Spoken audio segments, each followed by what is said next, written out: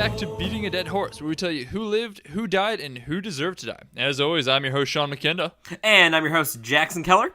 And we are wrapping up our DCEU month with Justice League. And let me tell you, I am so relieved to start watching other movies again. Not to necessarily slander the entirety of the DCEU. Wonder Woman was a treat and will remain a treat. And honestly, Justice League wasn't the worst thing I've ever watched. It was fine. It was exactly what we thought it was going to be, but it wasn't as uninteresting as that. It wasn't completely dull, because what I expected was for it to be shitty Avengers, which is what it was, but it also wasn't totally boring either. The fact that the production was such a mess shows, and sometimes manifests in interesting ways.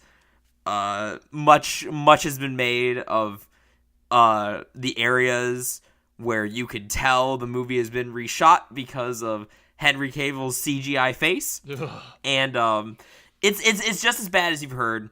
It makes any scene with him in it look mildly unsettling, which is upsetting because there are some things they do with him that are done well.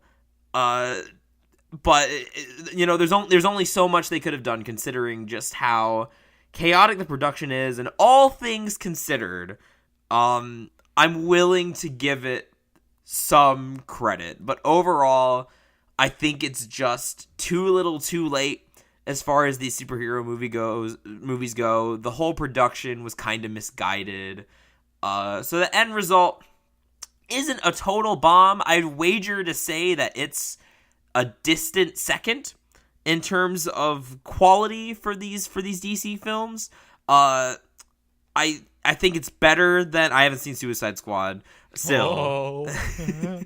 Yeah, poor Sean. Just in case we didn't end up having anything to say about this, we thought about watching Suicide Squad to fill in the gap, and I watched Justice League first and found that I did have stuff to say about it, but Sean apparently watched Suicide Squad again for now no reason. Again, I am so upset. I hate that movie. I will defend Batman versus Superman before I defend that movie. This movie it's so bad. None of it makes sense. Everyone in it sucks, except for Will Smith, but he's not playing a character. No, he's playing Will Smith. And sure, he's a lovable Will Smith, but he's just not the point. We're okay. There's our micro episode about Suicide Squad there for you. It sucks. So yeah, Justice League, and when I say distant, I mean very distant second to Wonder Woman as far as the best DC movie. It's more, I wouldn't say it's more coherent than Man of Steel or Batman vs. Superman. There's more about it to like.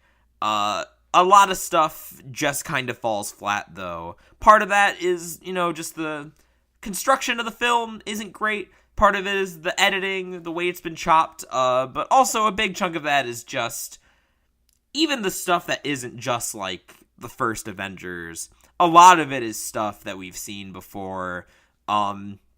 This isn't really related to death, so I guess I'll just mention it here. The Flash, in addition to his character, I'm not familiar with the Flash at all. I haven't really read the comics. I don't watch the TV show, which I've heard is very good, but that's besides the point. Anyway, but I don't know anything about the Flash, so not having that context for his character and just watching him on screen, I thought he was an annoying little shit. As a comic relief, he wasn't that funny, and every line out of his mouth was a joke, and the jokes themselves, they weren't super cringy. There were a couple that were pretty cringy, but most of the time, I just sat sort of stone-faced, there'd be an obvious joke, and I think it was pretty telling, the audience didn't react much. There weren't that many laughs, there weren't that many, cheers when something cool happened. It was the total, we're using the first time I saw the Avengers as a measuring stick. This didn't even come close in terms of getting a reaction from a pretty sizable audience. But with the Flash, more specifically, in addition to his characters being annoying, the problem with trying to represent his powers on screen in an interesting way is that you've took so long to make a movie with the Flash in, and in that time, we've had the X-Men movies, and those movies, even though like they're not the best, like the Quicksilver scenes in those, like the super speed stuff, is like a really funny like highlight. Like those are memorable scenes, and so whenever like there was some like slowed down like super fast stuff with the Flash, I couldn't just help but think of that, and that sort of took me out of the movie. There's a scene in the middle that's both in terms of plot purpose, in terms of placement. Everything about it is just like that fight in the first Avengers where the Hulk starts chasing Black Widow and then Thor has to fight him. It's exactly like that. The finale takes place in this barren Eastern Europe, like Russia, I think it is, area. And it looks just like Sokovia, and it serves that exact same purpose. It's just too much like Age of Ultron. Just so much of this movie is Joss Whedon's. It's just too little too late. I think like bringing on Joss Whedon and making those comparisons more explicit was a mistake. Just because, maybe I'm too quick to say that, because there are certainly a lot of the good things about this movie can be chalked up to Whedon's influence, and it's obvious. But the one thing that even the bad DC movies had going for them, the one thing that Batman vs. Superman and Man of Steel had going for them, is that tonally they were different, and they were trying a different sort of mood and feel from the Marvel movies, and they hadn't really made good on that tone. They hadn't really made good on that, but having that difference made them sort of easier to appreciate as their own works and sort of take them on their own terms. Whereas this, like, it just invites the comparisons to the Avengers and like all the other superhero movies we've seen since then, and it just ends up feeling choppy and falling kind of flat. I would honestly classify this as a movie where if you can... I hate to say this, but I think it works for this. It's the type of movie where you go in, turn your brain off, are dead in the theater for 2 hours, but you get popcorn. You'll find it fine. You'll get some laughs out of it. You'll get some R-rated action.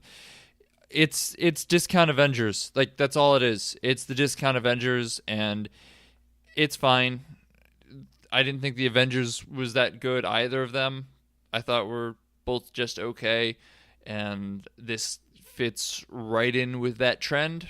It makes a little less sense than those. There's a little less characterization going on, especially because you're trying to introduce like 4 new characters.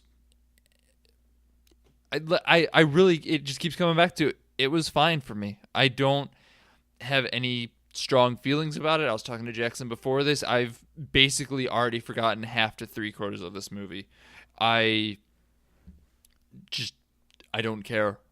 I wish I could say more than that, but I don't care. I will remember more of Suicide Squad than this movie.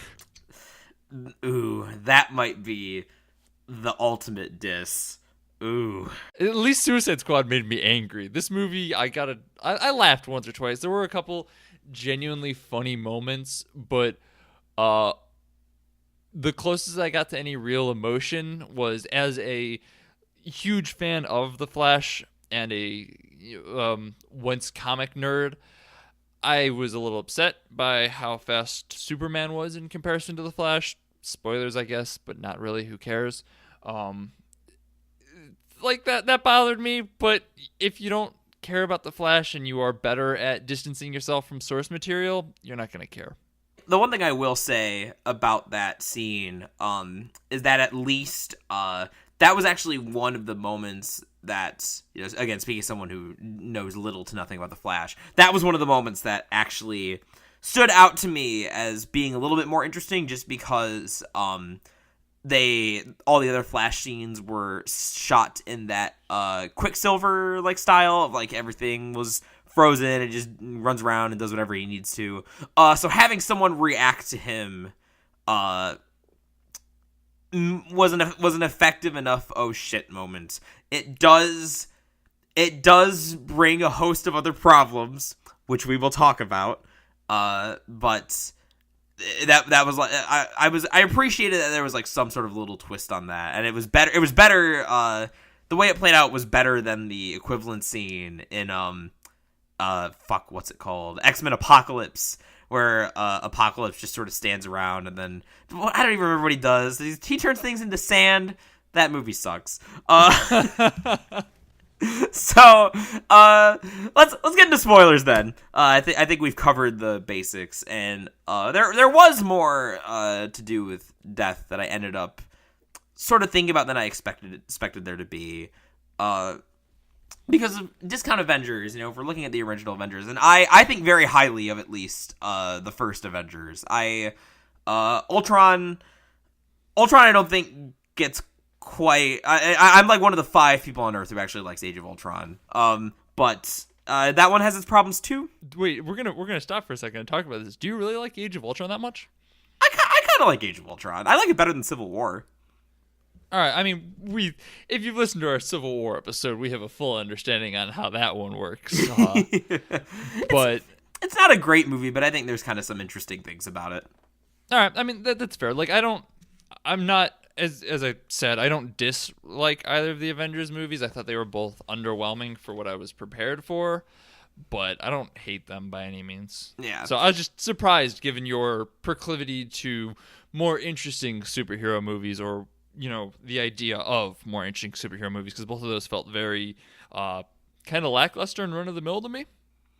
Well, here's the thing about Avengers 1, is that you're right in that it doesn't really have much going on under the hood. It's just, guys are angry, they don't know how to play nice, and then they play nice, and they beat the big bad. But the way that story is structured, and the way the characters bounce off of each other, I think as far as, like, just your traditional popcorn, like, summer narrative, it is, like, the ultimate distillation of, like, what's fun about, like, a summer popcorn movie to me. Pure basic fun. Yes, and I think the devil's kind of in the details on the first Avengers, where a lot of it's in the construction. The characters, are still likable, and they're like bouncing off each other. So I think, and I think it's just a really well put together movie, even though you can obviously tell that it's kind of on a budget in hindsight. Like, it looks kind of cheap, but I think that doesn't totally. I think the other things sort of make up for that. Ultron, not really as relevant, because I think the comparison to the first Avengers is relevant for Justice League and sort of what it does differently and not as well. Ultron is a lot more bloated, and it's got definitely a lot of problems, but I do think there are themes that Joss Whedon is trying to explore, trying to express. I think they just get sort of compromised in the kind of what the universe mandates. It gets too caught up in itself. Its eyes are too big for its belly, basically. And it doesn't really fit in well with the other Marvel movies. The final product, it's kind of, I kind of think about it in terms of, like, it's not that dissimilar from Batman vs. Superman in a lot of ways. It's just a lot more surface level, like, well put together and likable. So I guess, yeah, full disclosure, that's pretty much how I feel about both Avengers movies. But right off the gate, because the thing about Avengers 1 is that when I saw it, I was not a big superhero guy. I liked The Dark Knight a lot. I watched the Nolan Batman films, or the ones that were out at the time anyway. And was really into them, but otherwise I wasn't that big into superheroes. I think of the Phase 1 movies, at the time I had only seen Captain America and the first Iron Man. So, the thing about the first Avengers, though, is that the movie is set up, and it gets criticized for having kind of a slow beginning and reintroducing all those characters, but what having that slow beginning lets them do is, A, like, get people who aren't totally acquainted with the rest of the universe get you like reacquainted with that, get you on like, this is Thor, this is Asgard, this is the Cube, here are all the important elements of the movie, got it. And then it allows us to have that build up into the more exciting stuff, and it's got more of that traditional arc. Compare that with how Justice League starts, which is with grainy iPhone footage of Superman, and it's not nearly as effective. Just because that scene, I don't know what the point of that footage was. Obviously, it was to make us miss Superman. Like, there's a big Zack Snyder montage at the beginning, with like the dramatic music and the slow motion showing how the world is so much worse without Superman, which is obviously a retcon because the whole point of Batman vs. Superman is questioning whether Superman like makes an impact on the world and does good at all. That was the whole point of that movie, was the central question. But I guess, like, fine, we're gonna pretend that people like Superman. I'm on board with that. But the problem with trying to martyr Superman like this is that in that first iPhone footage, even within this movie, we still see him acting like Dick Man of Steel Superman, where the kid, he's like being awkward with the kid, and it's not really that charming. And the kid asks him what he likes about Earth, and he can't answer it. He doesn't have an answer for him. And that just stood out as super weird to me, especially in light of Whedon's Superman, as we'll call him, because there's a very clear difference. Like, Superman feels like two completely different characters. The recuts are most noticeable with him, and not just because of the mustache, although the mustache is hilarious. Oh, the mustache. If you haven't seen pictures of this, just go look up what Henry Cavill looks like in this movie, and you can tell where they had to CGI out a mustache because the top half of his face looks totally normal, but the bottom half is this horrible, uncanny valley CGI monstrosity. Yeah, and it's crazier. Like, poor Henry Cavill just gets the shaft on these movies because either he's not given good material to work with, and he can't really make a good Superman because the script isn't a good Superman. But in this movie, he's finally given the chance, but it's just so, like, distracting because you can't stop looking at his creepy face and feeling uncomfortable about it. And of course, like, the scenes where he's acting most Superman-y are the ones that Whedon shot, so of course it's where he looks creepiest. Yeah, bad. No good. Yeah, Henry Cavill, like, as I said, I think when we were watching Man of Steel, or if not that, Batman vs. Superman, I think he could be a very good Superman. He's got a lot of the look for it. I could see him, if they let him stop being moody, and actually just be Superman, a good Superman. And we even saw that a little bit in this movie when you're not focused on his lower half of his face. Is that he is a solid Superman. He's got some good quips. He's got some heroic look about him. He's a solid Superman. Or he could be. He could be. So we'll come back to Superman. That's kind of its whole thing. I just want to touch on the beginning, though, because the thing about the Avengers, in comparison, is that it starts with the scene of Loki, like, robbing the S.H.I.E.L.D. headquarters. And that's not my favorite scene in that movie. It's not the most enjoyable scene. It's not the best place it could have started. But what it does is give us very clearly what our inciting incident is. And it's weird.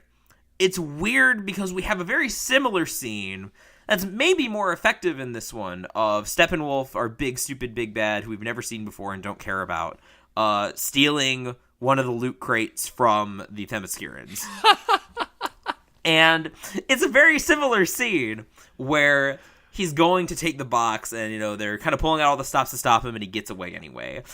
Am I crazy, or, like, should that have been the opening of the movie? I know it's the same opening as the Avengers, but if you're bringing in Joss Whedon, you basically wanted to make the Avengers again, and it worked well enough the first time.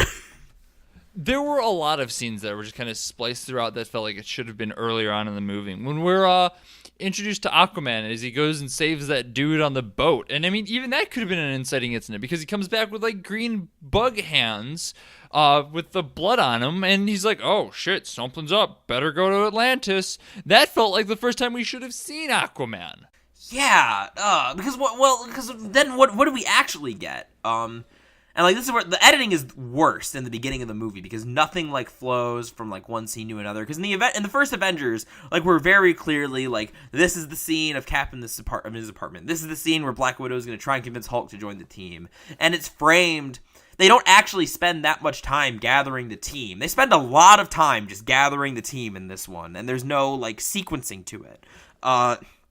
Because what we actually start with, the first death, like, we haven't talked much about death in this, but like I think that this death is sort of emblematic of the problem. The first scene we get is of Batman and Gotham, like doing a routine like bust of like a criminal. Like, okay, fair enough, start with the familiar, move into the inciting incident. But instead of having like anything like big or explosive or exciting happen, a Bugman just comes out of the sky and Batman captures. After we get the exact same scene from Dark Knight, where he dangles somebody off a building. Oh, it is the exact same scene. It's not even original in that regard. In this one, there is a new twist to it because you're wondering if Ben Affleck Batman has really gotten over his murder tendencies. So you don't know if he's actually just going to drop him this time. Oh, see, my new twist to it was, oh boy, are we just getting the same movie again? That was where I was wondering. So we get the scene from The Dark Knight, except now there's a flying Bugman, and then the Bugman blows up, and then Bruce is like, oh no, it's time to call the League. And then there's like the title card, I think. And would it not have been a more exciting introduction? Because the problem with starting with, I think the Themyscirans would have been a better place to start because A, we like them. They're from the one like movie in this universe that is like consistently well liked. B, so I mean there is actually some tension in maybe like seeing if Wonder Woman's mom is gonna make it out or how much damage Steppenwolf is gonna do. So there's actually something to that. So B, it's just more explosive and like good for like an exciting incident. And C, it doesn't just rely on one silly Bugman. Well, and a silly Bugman that happens to explode in a certain pattern. Like, hang on, I'm going to nitpick for a second here. Because this is something that, now that I'm thinking about it, is really weird and kind of bothers me. Why did he explode in the pattern of the 3 boxes? Because he's made of the Mother Force, and that is imprinted in his body. I don't fucking know.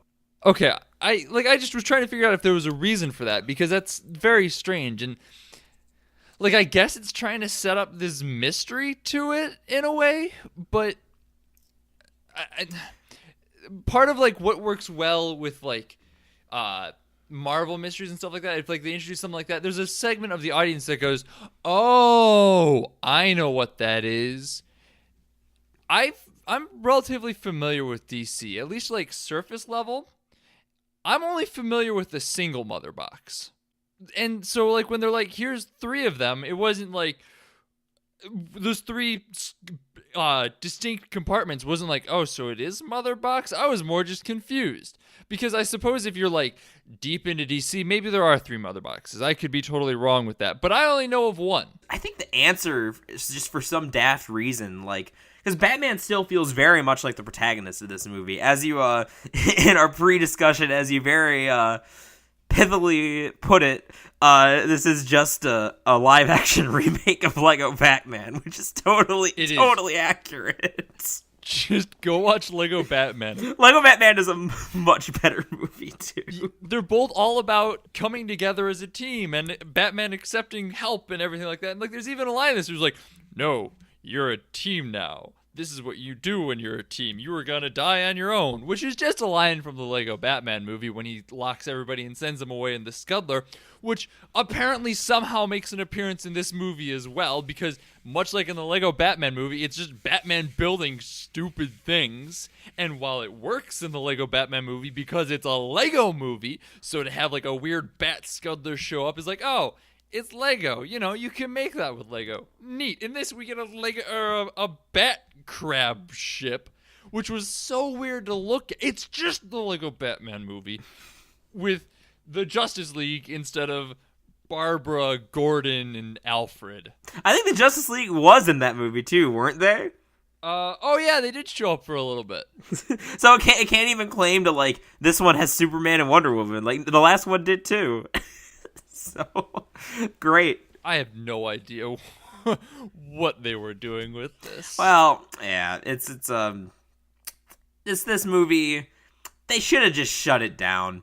Like, not that the end result is some crime against humanity, but, like, clearly, they wanted the course correct. They wanted to steer away from Batman versus Superman, and then there was the whole family tragedy thing with Zack Snyder, him having to step away for personal reasons, and, like, which I respect. I get that. Oh, totally. Like, it was just not a good situation. Like, there was no way. That would have been a good time for them to say, all right, I think we're going to shelve this movie for a little bit. Let's get some of the other movies out.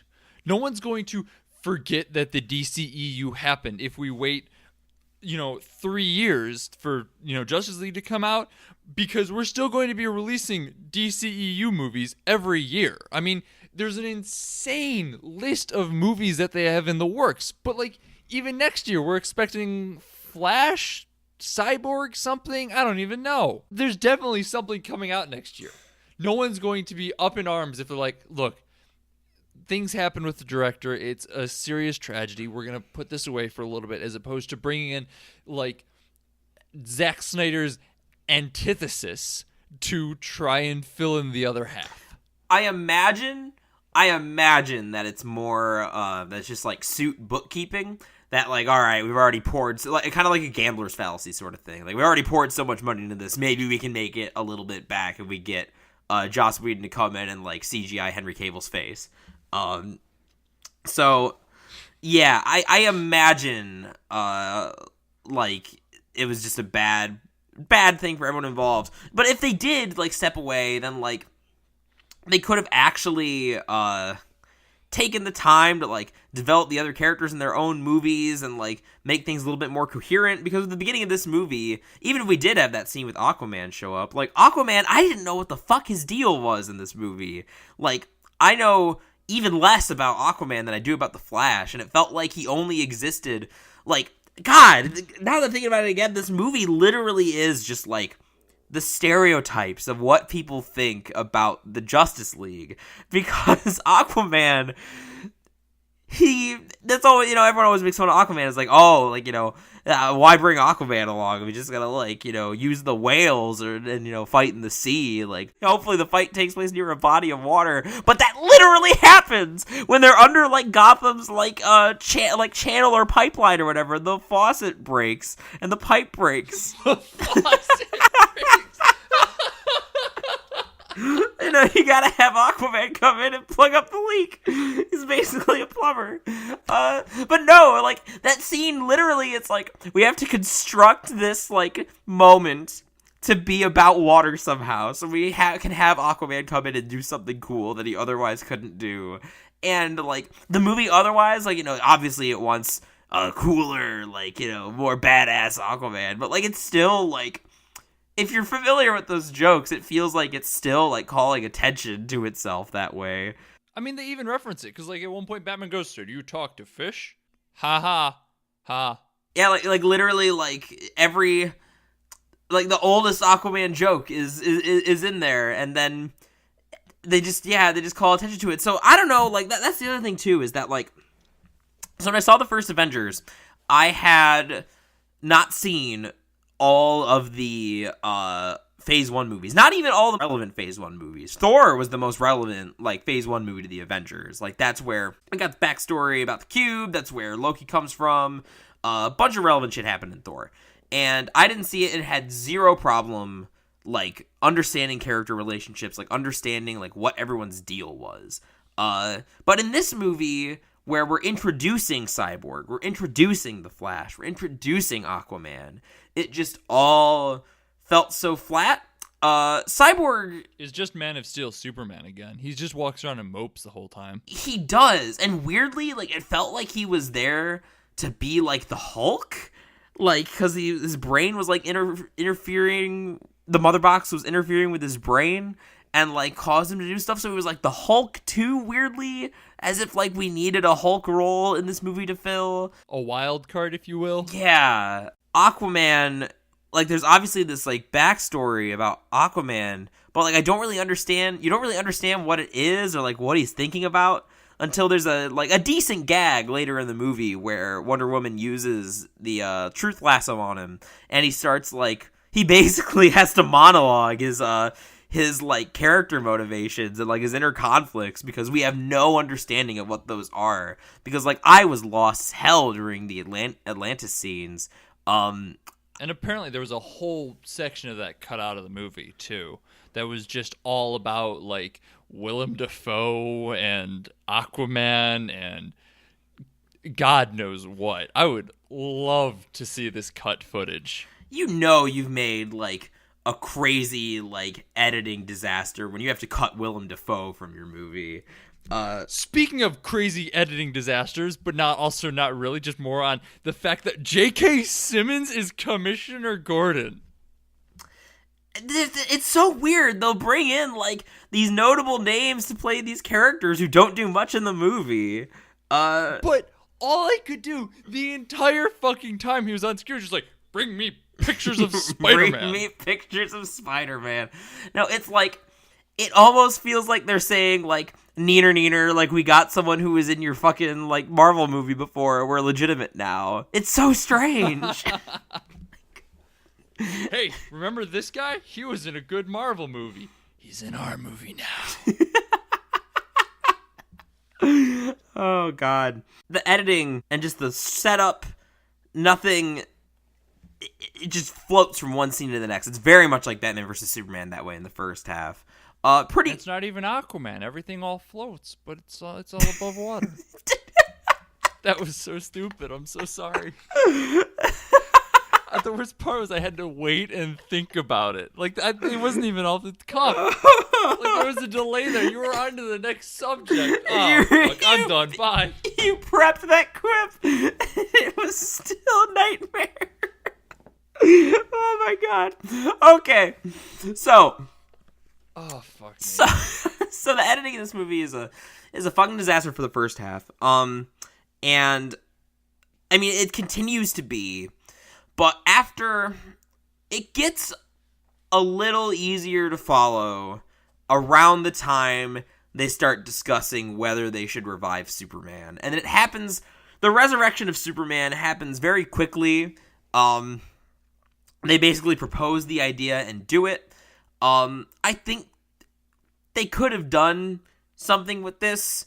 We you know, if you recall our Batman vs. Superman discussion, we were talking about whether or not there was any universe where they could have done like this death and resurrection of Superman well. And I think even in this movie, there are some things that have like some sort of thematic consequence. I think it does in their discussion, like it does continue to tie into this idea that I was talking about before about like Clark's humanity, and whether like that should be a reason to just like let him rest. And it's not like especially well thought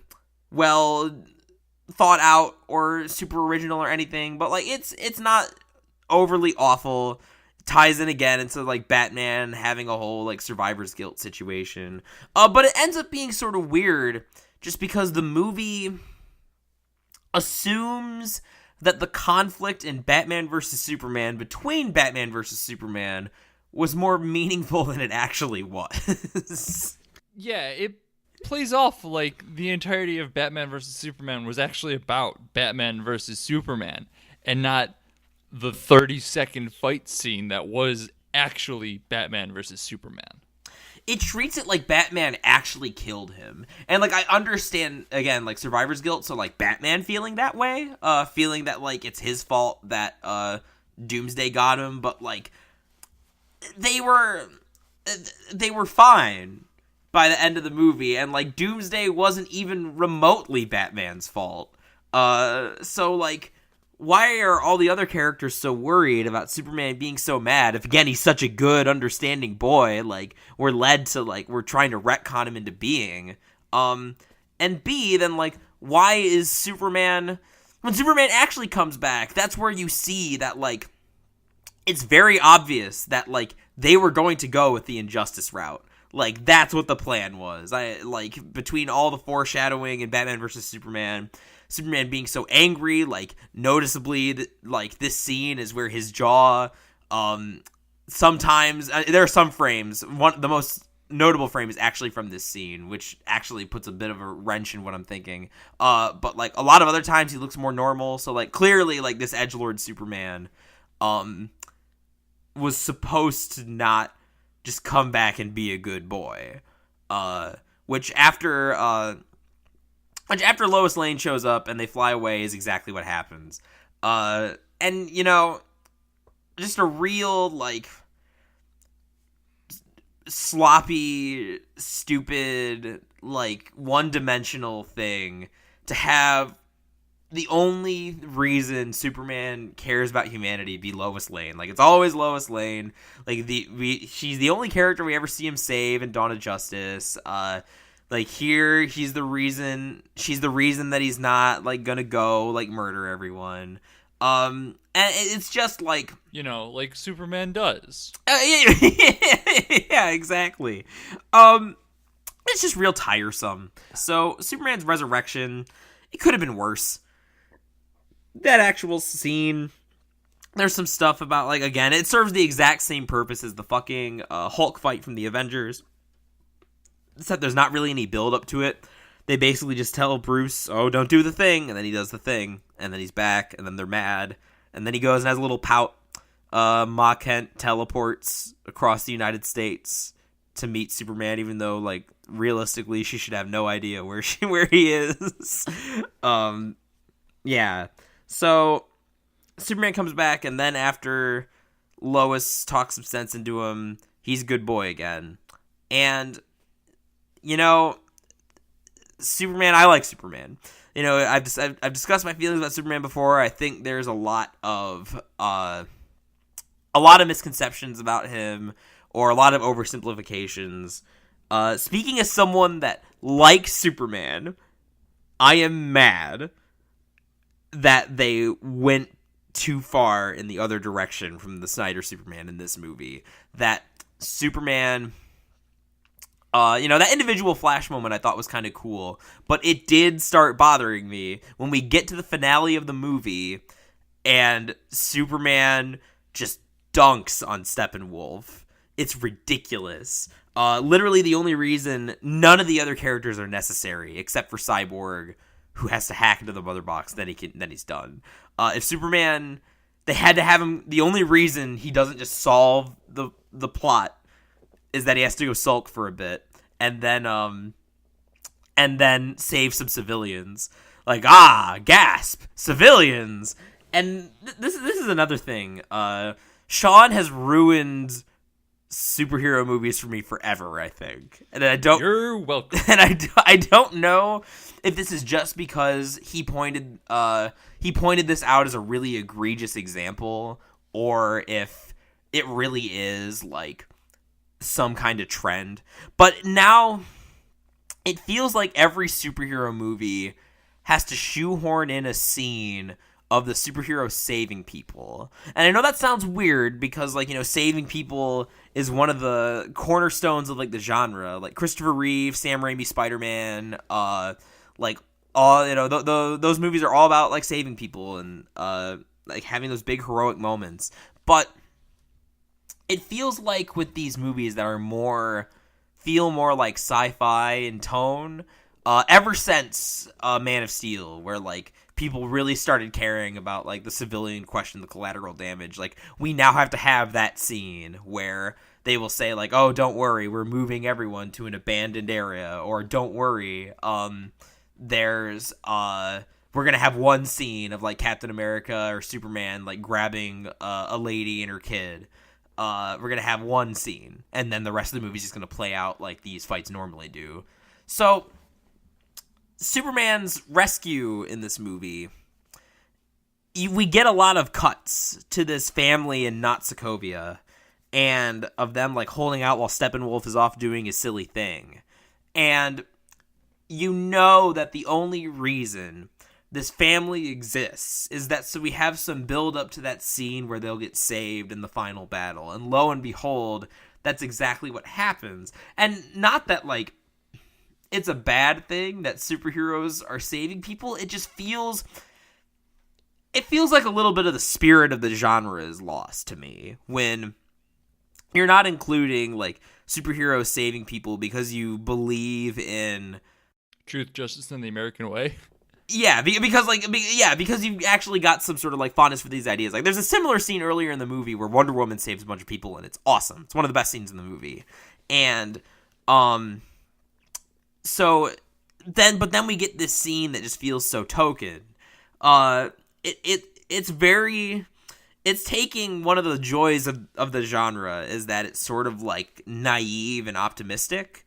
Like, I feel like that's part of the territory, like, overall, like, from its conception. Not to say you can't do, like, a more interesting, complex, like, superhero movie. Lord knows I'm a proponent of that. But at its core and at its conception, the genre is kind of naive and optimistic. So seeing them putting these scenes of, like, saving people that only exist because they know people online are going to bitch about it feels really cynical to me and just really rubs me the wrong way. But within this scene, Superman does come back, and before he God stomps Steppenwolf, and he acts exactly like how everyone imagines Superman, which is invincible and boring. And now that in a major, like, Hollywood production, like, this is going to be, like, the Superman, this is the most recent iteration of Superman, this is what we're going to think of. Like, as someone who likes him, it is very upsetting to me that in this team movie, he comes in and solos it. Because even in the Avengers, where, you know, Thor and Hulk are so much obviously more powerful than the rest of the team, like, there's still, like, delegations of tasks. Like, you still have, like, and that movie, like, Captain America, like, trying to protect the people in the building feels a lot more natural than, like, kind of this drawn out setup we get of, like, this Russian family here. But, like, you know, you got Cap trying to save people, Hawkeye's, like, sniping, Black Widow's, like, riding the vehicle, Iron Man's, like, in the sky. Like, it feels like there's some reason for the team to be there in the text. Whereas here, they do the thing where it's just stall for time until the most powerful member of the team shows up. But that's not, they don't even do that, because that's the thing about DBZ, the thing about that setup, and I'm going to go on a slightly unrelated rant, but it sort of misunderstands the way you're supposed to do that setup. Is you have a team of characters who are way obviously weaker than a hero, who is going to be on their way to bail them out. And the tension is not that the hero is going to lose the fight with the villain.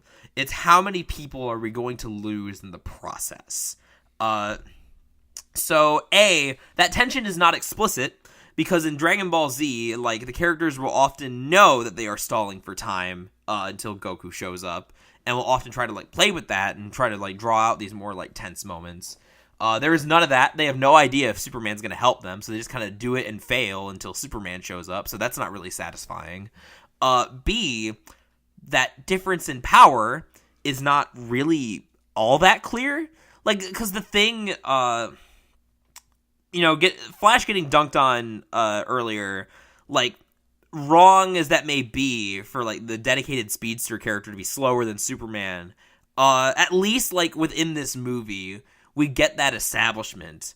Like, with Wonder Woman, I left the movie, like, I thought, like, she was, like, on a similar level of Superman, but I mean, I guess not, because, like, she doesn't end up accomplishing that much, which is weird, because, like, she was doing the best against Doomsday in the last movie, and I know that, like, this seems like really nitpicky nerd stuff, to, like, worry about their power levels, but it's part of the tension of the movie, when you know, like, if you aren't clear, like, which characters can do what and what they're capable of, and, like, they're written at some times to be more powerful than others, or, like, it's just not entirely clear, like, then the stakes aren't, like, entirely clear. Like, I was never worried about Wonder Woman getting killed by Steppenwolf or anything, and like the rest of the team didn't really matter. Batman just runs around and like shoots things with his Gatling gun again,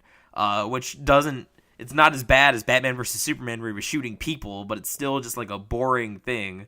Part of the reason Batman doesn't use guns isn't just for moral reasons, because it's boring. It's more exciting to have him figure out these like crazy plans and use like martial arts and get weird gadgets and stuff. So Batman just shoots people. Flash is saving civilians for most of the fight. Cyborg is hacking, so he's not really doing anything. So that really just leaves like Aquaman and Wonder Woman, and we're not really sure like why they're supposed to be so much weaker than Superman, except until like Superman just shows up and then just casually dunks on Steppenwolf. Like does it with like a hand tied behind his back, and it's ridiculous. So yeah, they undersell Wonder Woman in this movie, and that sucks because she's still the best character. She's still she's still the coolest, and still has like the most coherent emotional arc, I think, about like trying to deal. She's like the effects of like Wonder Woman have still like weighed on her, which yes, kind of sucks given that I thought we were gonna retcon that with Wonder Woman, but like at least like she's going through some kind of emotional struggle. So the best character just kind of gets sidelined, so we can have Superman come back and be the worst character. Oh, and I guess while I'm thinking about that final battle, Superman comes back. He's the only one strong enough to defeat Steppenwolf, but now we have a problem. Because if Superman's the only one strong enough to defeat Steppenwolf, how do we get rid of him? Like, we can't have him around for the next movie. He's boring. We don't ever want to use him again. Like, please, no, get this stupid, like troll doll out of here. So what are we going to do? We can't have Superman kill him again because people got mad when he did that to Zod.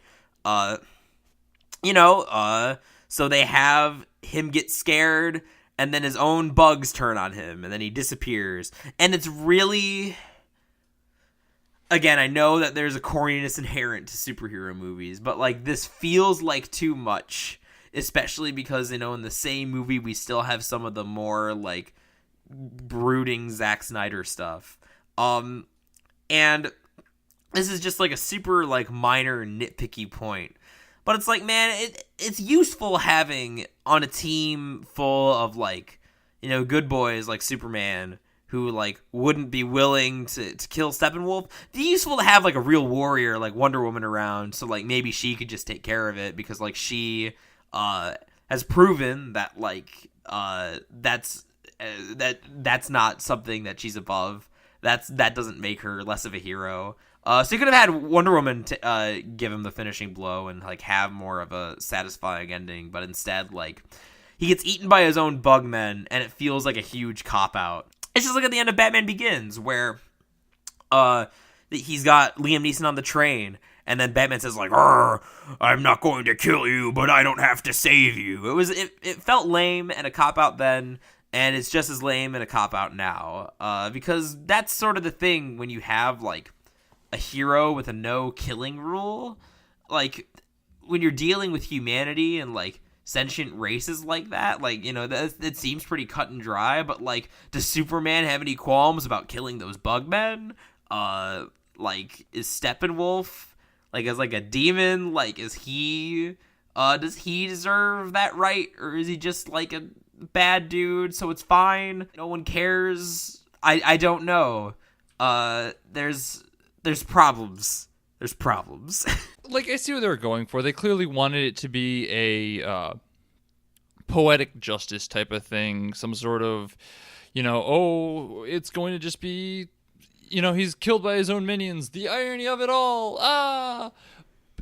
It was about as generic as it could get still. Like, as soon as it started, it's like, do you smell that? It's fear. I'm like, oh, okay, I guess this is what we're doing then. All right, great. Clever and original. Nice work, guys. Yeah, really bringing it home there. Yeah. And I mean, I guess we're really bringing it home now. That was Justice League. An incoherent conversation for an incoherent movie. Lots of rambling, lots of conversations about literally everything in this movie, other movies, all of it. I I hope it made some sense. I mean, I guess, like, this is the kind of movie that leaves me wondering, like, what do they do after this? Like, this isn't going to, like, be a legendary bomb, I doubt it, but, like, word of mouth is already, like, I mean, if you're interested in the characters, like, you know, it's worth going to see it, but, like, if you're just, like, it's not really worth it otherwise. So, like, I feel like this movie is probably going to do worse than Batman vs. Superman, which was already, like, had enough of a drop-off to be worrisome enough for the studio. So, like, where do they go from here? Like, are people even going to keep showing up for these? Like, I don't know. It's weird. Like, I know for a fact that they've already are, like, $30 million under what they were expecting to do for their opening weekend. And since it does seem like a lot of what Warner Brothers and the producers are looking for is an income, to have that big of a loss, like $30 million is not a small amount. I could see this being something as like the starting death knolls as all right, we're losing money now. We're not doing what we projected. Is it worth it to continue with it? Yeah, because we were talking about the slate earlier, and I actually looked at it, and, like, you'll hear about these DC projects, like, every once in a while. Like, if you're like, have your ear to the ground on, like, movie news and a little bit, you'll hear, like, oh, this person wants to make, like, a Deathstroke movie, and this person wants to make, like, Joker and Harley Quinn, and, like, we've got this. But, like, it was just shocking to me. Like, I looked at the DC Universe Wikipedia page, and we have 5 projects that have completed, that have release dates. Aquaman is coming out next year. It's in post-production. We're probably still going to see that. Wonder Woman 2, I can't imagine they won't make that just because, like, everyone likes the first one and that actually did well. So bet you that's still happening. Shazam seems like it's pretty well developed. It's got a 2019 projected release date, but I think even that's not up in the air. And then the other 2 are Cyborg, which has nothing, not a writer or a director listed on the Wikipedia page or anything, so that's going to go up in smoke. And then 2020, like, they've got a Green Lantern Corps movie. But again, like, it seems like that's all they have is that they want a Green Lantern movie done by 2020. So that sounds like a lot already. A lot of movies that are kind of on dubious, like, standing, and then you scroll down a little bit and see, like, all the projects that have been proposed, and it's nuts. It's crazy how many movies they're trying to get made, and I'm wondering, like, are we gonna see? We might not even see the, like, standalone Batman movie at this rate, because it sounds like Ben Affleck wants out. So Jake Gyllenhaal, that's gonna be interesting. Jake Gyllenhaal, is he signed on to do one of these movies?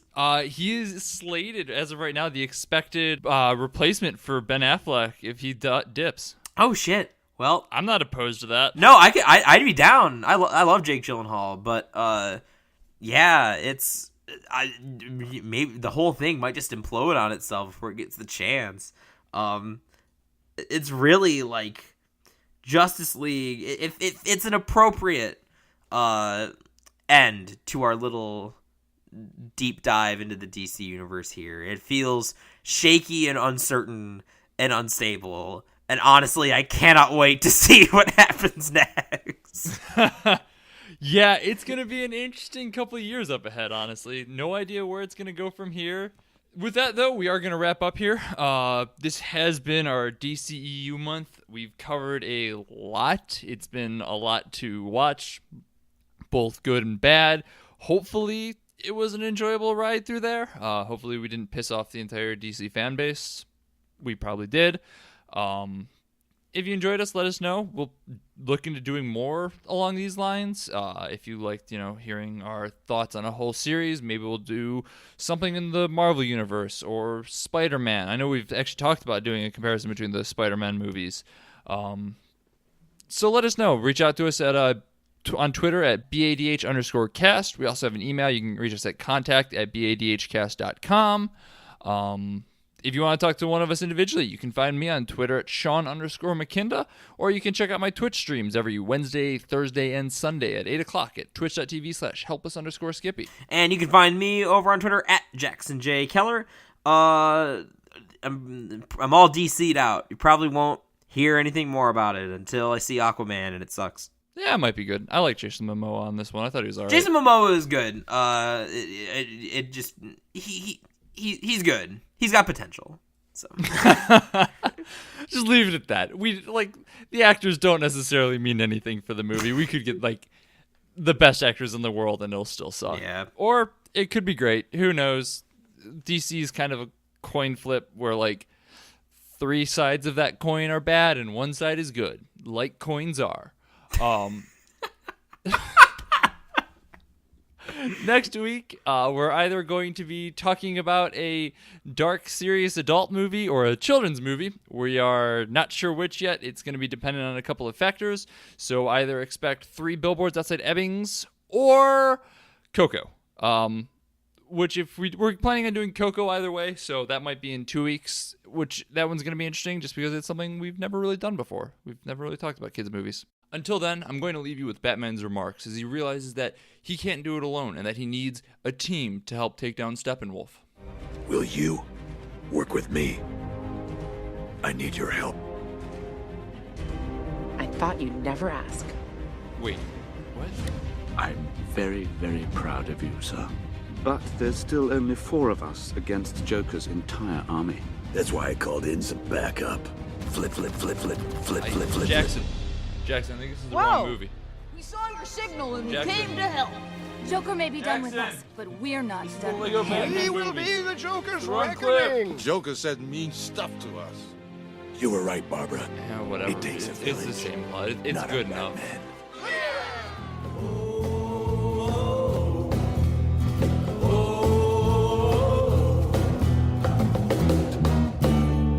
Don't you go into the ground. Don't you go